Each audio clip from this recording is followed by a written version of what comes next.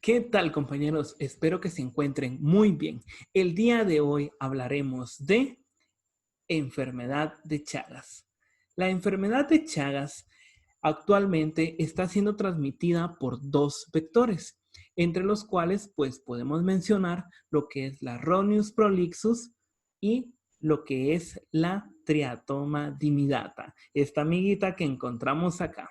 Las dos pues van a ser causantes de la enfermedad de Chagas, la tripanomiasis americana y la infección por Trypanosoma cruzi, las cuales las tres van a ser sinónimos de la misma patología.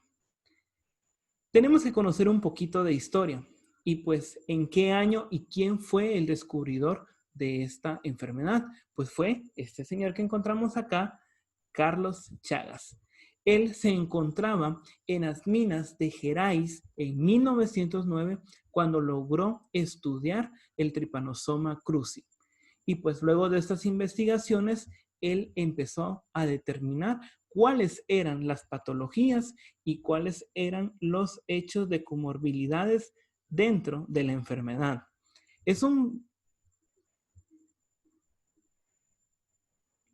¿Es realmente un hecho reciente? Es lo que tenemos que tener en cuenta. Y pues la respuesta es no. La paleoepidemiología nos muestra que desde hace mucho tiempo en lo que son pinturas rupestres ya se mostraba prácticamente lo que era la presencia de Chagas y la enfermedad de zooniasis, es decir, aquellas enfermedades que se iban a transmitir estrictamente por animales.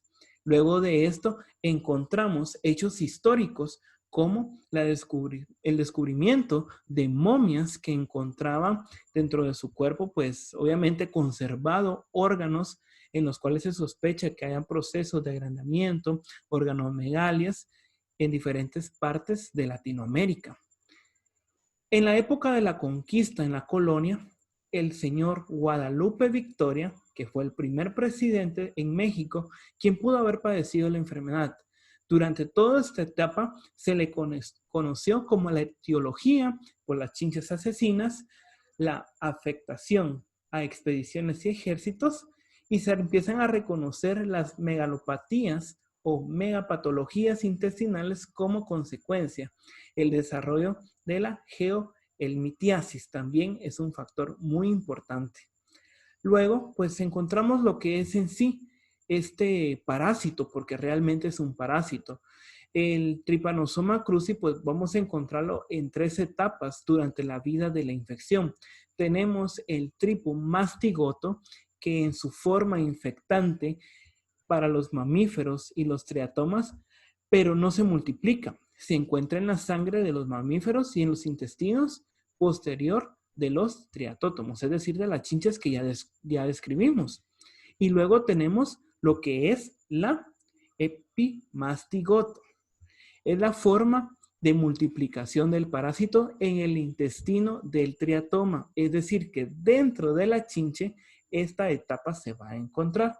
Y luego encontramos lo que es el hemastigosto, más abajo, es la forma de multiplicación del parásito al interior de las células del mamífero. Esto ya estamos hablando que puede ser del animal que se contagió o del ser humano que está llevando la enfermedad.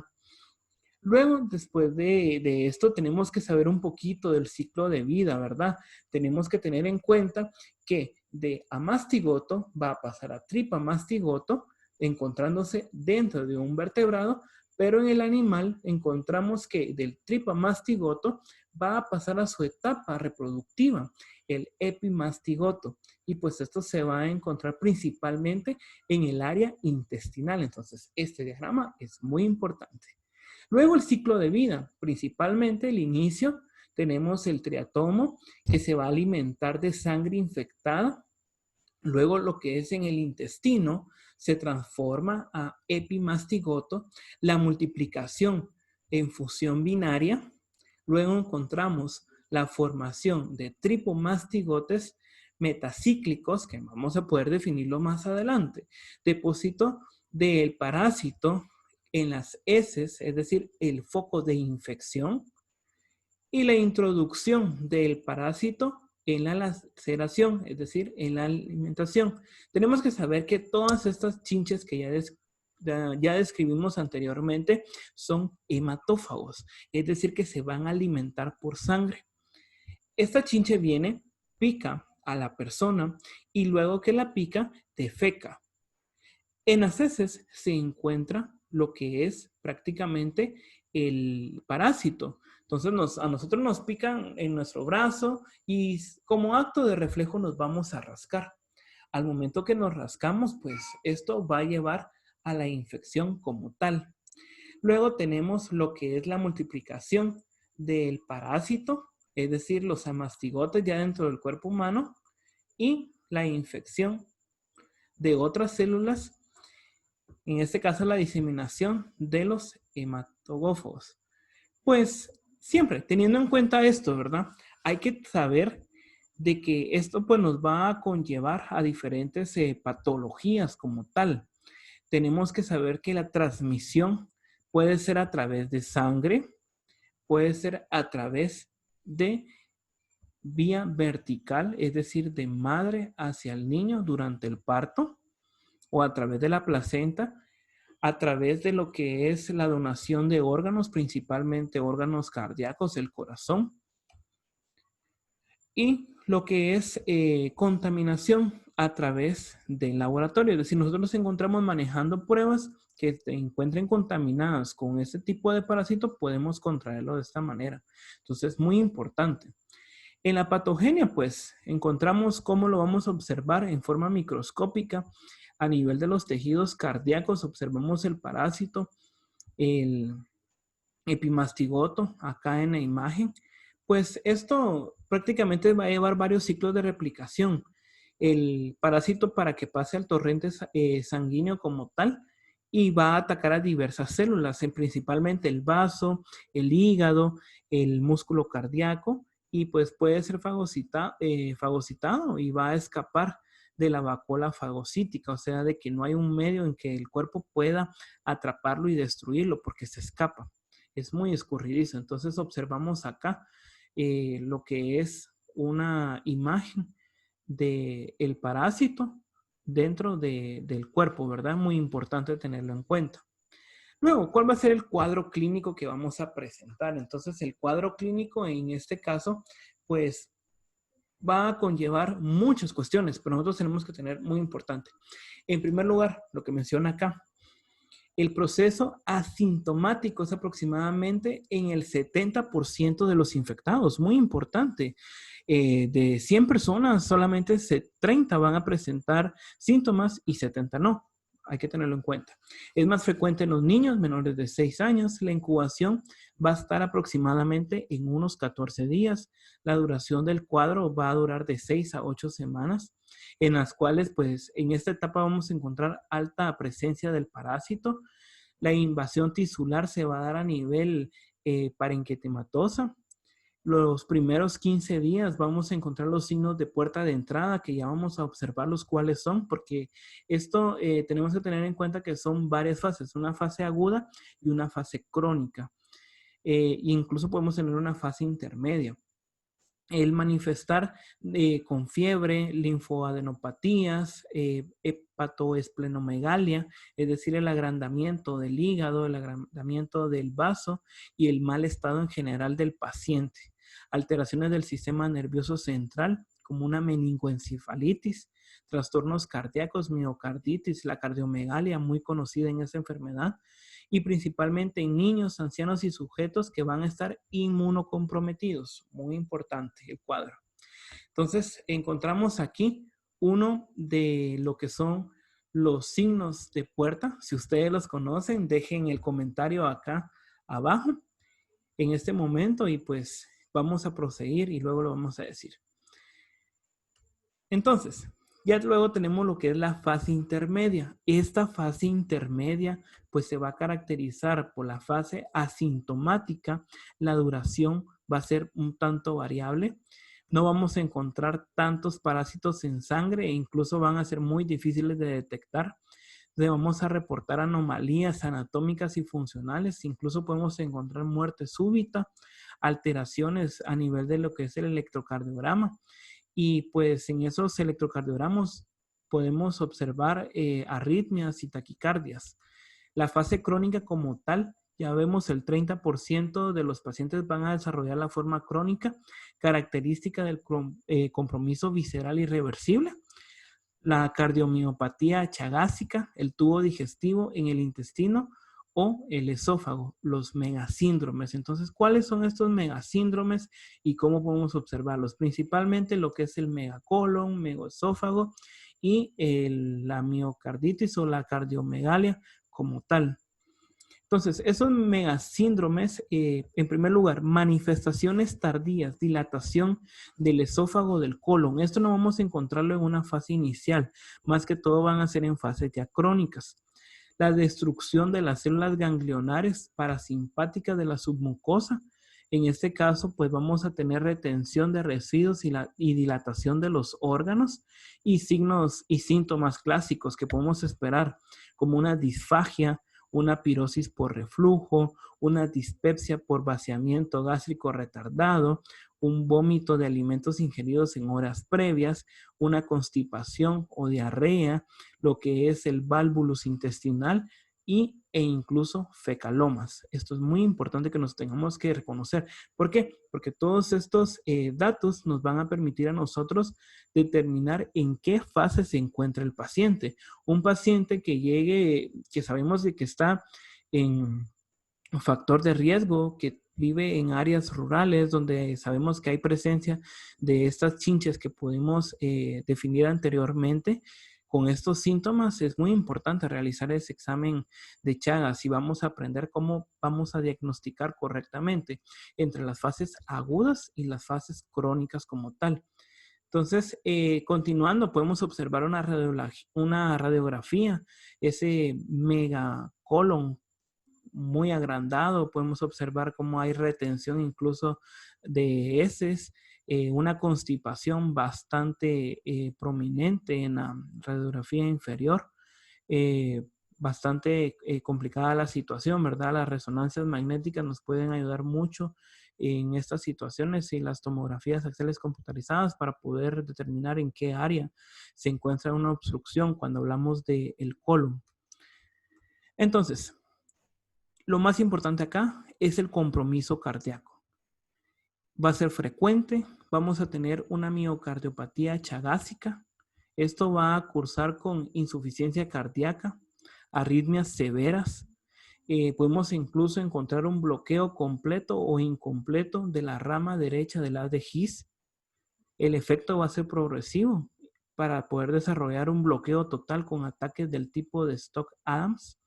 Las manifestaciones clínicas que podemos detectar: disnea de grandes a pequeños esfuerzos, palpitaciones, edema de miembros inferiores, dolor torácico y cuadros sincopales. Esos pacientes que pierdan mucho el estado de conciencia, es muy importante revisar los antecedentes como tal.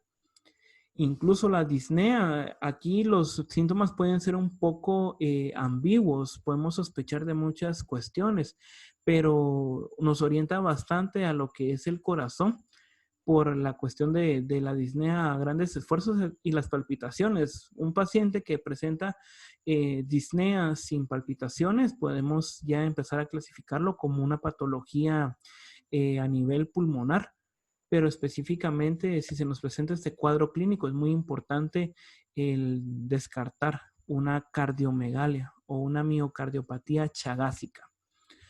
¿Qué diagnóstico? ¿Cómo vamos a poder detectar ese Chagas?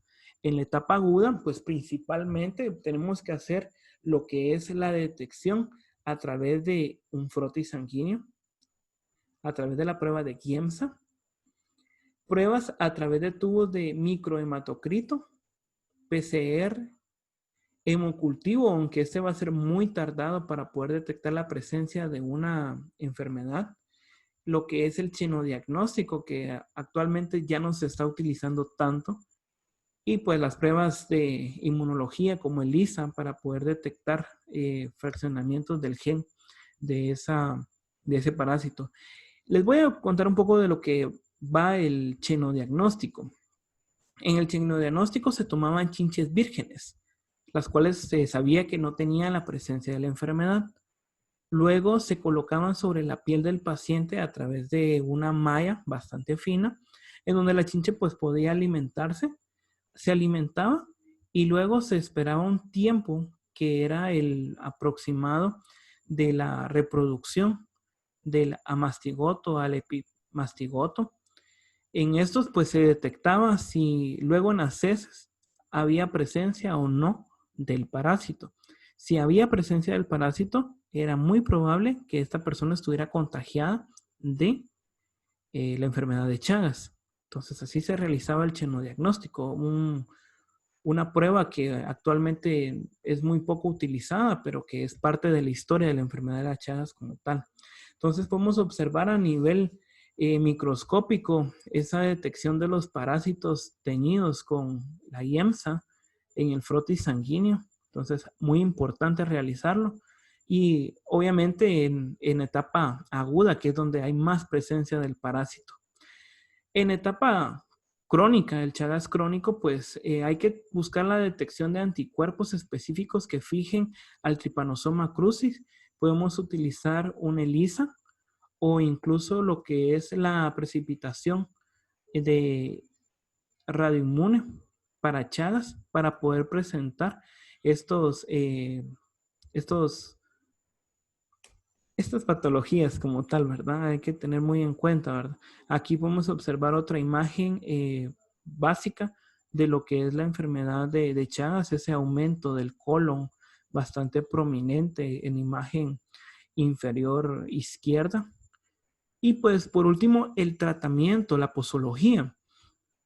Actualmente solo existen dos medicamentos, que son estos dos que encontramos acá. Estos medicamentos pues van a ser lo que es el benzamidazol y el Nifortimox. El Nifortimox en adultos se va a dar a una dosis de 8 a 10 miligramos por kilogramo día por 60 días y en niños aproximadamente de 15 miligramos kilogramo día por 60 días. El benzimidazol se va a dar en dosis inferiores de 5 miligramos kilogramo día y de 60 días y en niños de 5 a 10 miligramos kilogramo día por 60 días de igual manera. ¿Qué es lo que hay que tener en cuenta con estos medicamentos? Es cierto, los medicamentos tienen una dosis bastante elevada, es aproximadamente de 100 miligramos día aproximadamente lo que se administra. Pero estos medicamentos, más que curar únicamente un 70% de la enfermedad, porque no la curan por completo, lo que hacen es crear eh, una serie de efectos secundarios que el paciente le va a provocar un abandono como tal del medicamento. Pues entre estos podemos encontrar pérdida del cabello, una alopecia. Podemos encontrar a nuestro paciente que nos va a manifestar mucha comezón, urticaria, síntomas gastrointestinales, vómitos, diarreas. Entonces, la mayoría de pacientes generalmente abandonan el tratamiento por esas situaciones, por la cantidad de efectos adversos. Aunque hay que tener en cuenta de que no existen actualmente otros medicamentos. Sí se probaron varios eh, anteriormente, pero no se mostró un proceso eficaz. Estos actúan a nivel del ADN del parásito como tal, destruyéndolo. Y en 60 días se nota de que hay una mejoría bastante evidente en los pacientes que logran administrarse. Entonces, compañeros, este ha sido el video de hoy. Espero que les haya gustado. No se olviden de suscribirse a este canal en donde vamos a discutir muchos temas relacionados a la medicina. De igual manera, pues no olviden activar la campanita. La campana les va a indicar cada vez que nosotros subamos un video. Espero que se encuentren muy bien, que les haya gustado el video, que lo apoyen con un like y nos vemos hasta la próxima. Gracias.